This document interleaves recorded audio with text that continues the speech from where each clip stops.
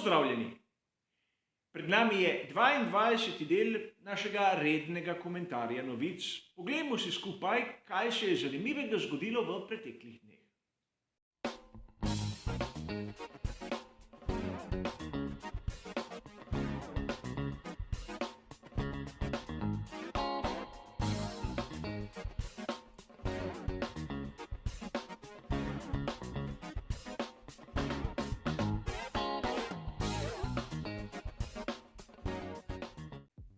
Kot običajno se bomo tudi tokrat ukvarjali s 4 različnimi tematikami, 4 različnimi sklopi novic.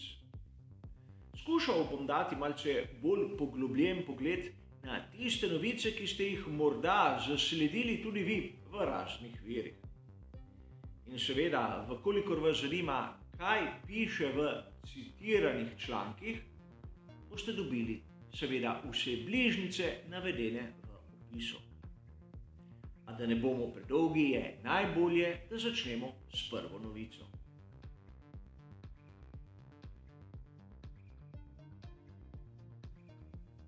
V prvem delu seveda ne moremo mimo tiste glavne novice preteklih dni. Govorim o podaljšanju pogodbe Sergija Pereza. Pri Red Bullu so se odločili, da mu bodo nudili dvoletno pogodbo, torej za sezono 2003 ter 2024. To novico smo lahko zasledili marsikje. Sam navajam članek, ki sem ga videl na spletni strani motorsport.com 31.5., ampak lahko bi bil res katerikoli izmed člankov, ki so dostopni navdušencem. Videli smo, da pri Red Bullu so ugotovili, da je treba imeti na mestu drugega voznika nekoga zrelega ter izkušenega. In tu se v bistvu ponavlja tisti vzorec, ki smo ga videli v obdobju Sebastiana Vettla. Takrat je bil njegov moštveni kolega Mark Webber. In Sergio Perez je dokazal, da si zasluži to podaljšanje. V pravem trenutku zna odstopiti mesto, seveda Maxu Verstappenu. V sprotni situaciji, ko se njemu pokaže tista prava priložnost, jo tudi zna izkoristiti, kot smo videli na zadnji veliki nagradi. Enako. To dvoletno podaljšanje odpira lahko v bližnji prihodnosti kar zanimive kombinacije. Morda se kdo izmed vas spomni, da smo govorili o želji Pierrea Gaslyja, da bi se zopet vrnil v Red Bull. V svojem prvem obisku te glavne ekipe je bil vse prej kot uspešen. Zato so ga poslali nazaj v takrat skuderijo Toro Rosso oziroma današnje Alfa Tauri. A Gasly čuti, da si nekako zasluži še eno priložnost. Sam vam moram priznati nekaj. Namreč mnogokrat nisem razumel, zakaj je na primer Daniil Kvyat dobil toliko možnosti v raznih ekipah sfere Red Bulla. Tudi Gaslyja v prvi ekipi osebno ne vidim več. Treba je poudariti nekaj. Pierre Gasly ima pogodbo z Red Bullom, ne z Alfa Taurijem. Namreč njihova izbira je, kje bo nadaljeval kariero, ampak njegova pogodba se izteče konec naslednje sezone 2024. In sedaj s to objavo se je v bistvu ponovila situacija, ki smo jo videli pri skuderiji Ferrari. So Carlosu Sainzu mlajšemu podaljšali pogodbo in tako kar za nekaj let nekako razblinili upe Miku Schumacher. Pierre Gasly bo morda konec naslednje sezone zamenjal moštvo. Vprašanje je, kam lahko gre. Ena izmed opcij je seveda McLaren, kjer Daniel Ricciardo v tem trenutku ne dosega tistega, kar nekako pričakujemo vsi od njega. Dvomim, da bi imel Gasly možnosti priti v tovarniško ekipo Mercedes, kakšnih drugih potencialno zanimivih sedežev pa sam ne vidim. Seveda smo v sezoni 2022 in govoriti o tistem, kar se bo zgodilo 2024, je še res malček prezgodaj. Ampak primerno je, da si nekako v naši podzavesti podčrtamo tudi ta podatek. Podatek, da Gasly seveda po naslednji sezoni bo lahko zamenjal seveda ekipo.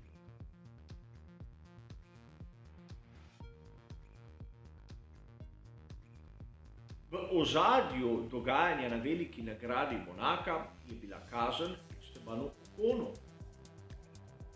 Dogodek je lepo opisan na članku, ki ga je objavila spletna stran Race Fans 30. maja. Kolikor ste zapazili, je Esteban Ocon prečkal ciljno črto med dobitniki točk. Ampak imel je pribitek 5 sekund, ki ga je tega območja, kjer se delijo točke, seveda oddaljilo. Razlog za to kazen je bilo izrivanje Lewisa Hamiltona izven proge in to na prvem ovinku Sainte-Vaud. Zakaj je bil Esteban Ocon kaznovan in zakaj je bil ti malček presenečen? Od letos velja novo pravilo, nov predpis. Kolikor voznik zadaj postavi profil prednjega stabilizatorja ob kolo onega, ki vozi spredaj, mora oni spredaj pustiti dovolj prostora. Lani dirkaški incident, letos izrivanje, čeprav gre za eno in isto zadevo. Sam Esteban Ocon je pravzaprav priznal, da se ne spominja, kdaj bi to pri združenju voznikov sploh sprejeli, ampak sprejeli so. Zato je kazen pravičena in treba je priznati, da Ocon je znan po svoji vročekrvni vožnji in razumem, da se je spozabil nad takim pravilom.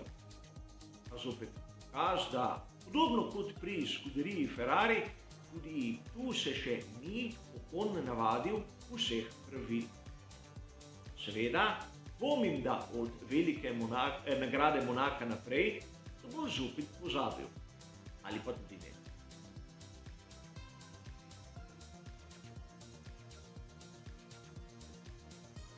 Med prebiranjem spletne strani znane italijanske revije Autosprint sem 31. maja naletel na članek, kjer navajajo izjavo Tota Wolffa.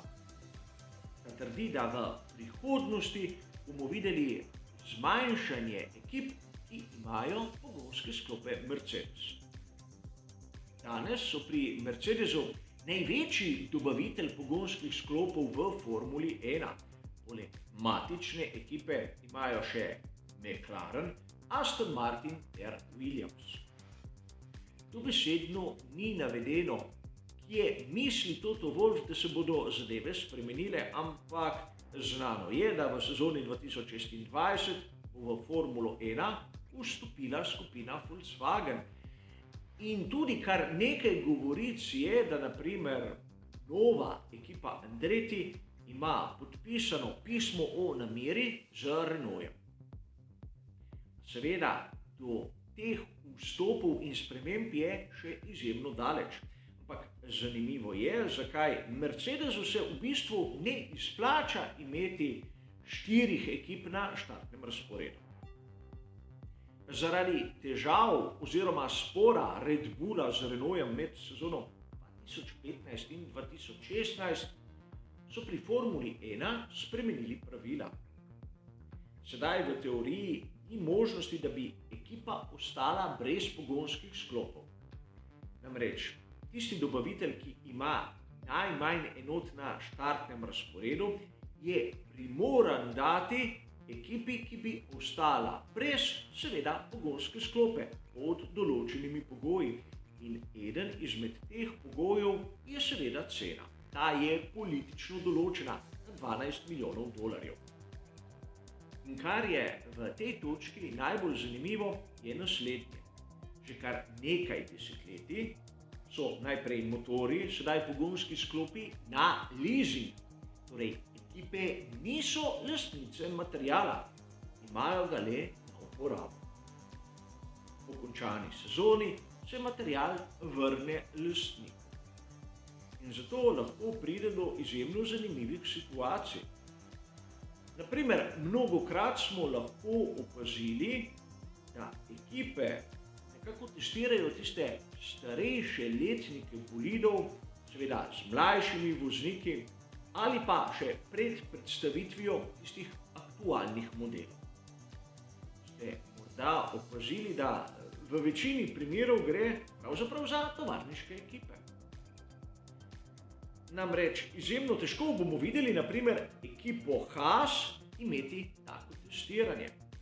Šasije imajo seveda na zalogi, ampak pogonskih sklopov ne.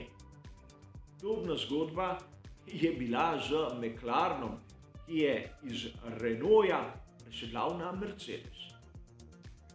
Seveda, Renault jim ni hotel usuditi starejših pogonskih sklopov v trenutku, ko so presedlali v drugo skupino in zaradi tega smo jih videli, kako so tudi izviseli. A to, da bo Mercedes zmanjšal svoje dobave, je po mojem osebnem mnenju čisto normalno in čisto dobrodošlo. Kajti vidimo lahko, da naprimer Renault ima v tem trenutku samo eno dobavo in še to lastni ekipi, kar je pa po mojem osebnem mnenju bistveno premalo. Upam, da v naslednjem obdobju se bodo zadeve malček bolj uravnotežile, kajti to bo dobro za Formulo 1.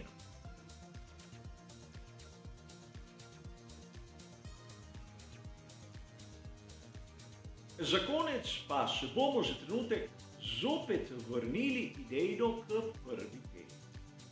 Namreč na uradni spletni strani Formule 1 f1.com smo lahko 31. maja zasledili članek, ki govori o vseglobni krizi Daniela Ricciarda. Če se samo ozremo na zadnji dirkaški vikend, trk na drugem prostem treningu in izjemno slaba dirka, ki jo je končal na 13. mestu. Daleč od tistega, kar bi lahko mi navdušenci pričakovali.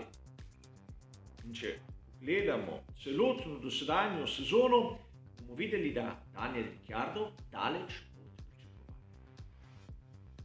Sedaj se lahko začnemo spraševati, ima letos Daniel Ricciardo take težave, ali tudi lani v resnici nismo videli nič boljšega. Če smo objektivni, je lani popravil vtis tisto zmago na veliki nagradi Italije. Drugače je bil naprimer Lando Norris, kar se tiče rezultatov ter konstantnosti, bistveno boljši. In sam priznam, da ne vem, kaj se dogaja z Danielom Ricciardom. Čeprav je slišati kar nekaj govoric o tem, da bi ga lahko zamenjali konec te sezone, sam osebno dvomim. Najprej. Daniel Ricciardo je izjavil, da ima pogodbo za sezono 2022 in 2023. A v Formuli 1 to pravzaprav ne pomeni nič. McLaren v resnici v tem trenutku nima kakšne pametne alternative. Če se spomnim, za čas drugega dela zimskih testiranj je bil Daniel Ricciardo pozitiven na COVID-19. Večino testiranj je nato prevzel Lando Norris. A malo je manjkalo, da bi izpustil tudi prvo dirko svetovnega prvenstva Formule 1. Pri McLarenu so komaj da dobili neko zasilno rešitev. Namreč z ekipo Alpine so se dogovorili, da bi si lahko izposodili Oskarja Piastrija. McLaren v tem trenutku ima rezervnega voznika, ki bi lahko uskočil na mesto Ricciarda. Zato ga vidim v tej ekipi tudi v naslednji sezoni. Ne glede na njegove rezultate, ampak samo zaradi tega, ker ni pametnih alternativ, vsaj v tem trenutku ne. A to še ne pomeni, da kariera Daniela Ricciarda se bo nadaljevala, kajti v zadnjih sezonah je zamenjal kar nekaj ekip in rezultati, ki jih vidimo, niso dobra popotnica, da bi si lahko zopet izboril mesto med onimi najboljšimi. Verjamem, da je izjemno težko biti v krizi, ampak pravi šampioni so tisti, ki se iz kriz tudi poberejo. In kolikor bo Ricciardu to uspelo, se bo seveda verjetno njegova zgodba v Formuli 1 tudi nadaljevala. Kolikor ne, pa verjetno treba dati možnost drugim. Ne takoj, ampak verjetno konec naslednje sezone. A o tem se bomo pogovarjali dolgo čas. Za danes, kot ste dobro razumeli, je pa to vse. Hvala za vašo pozornost, ter seveda nasvidenje.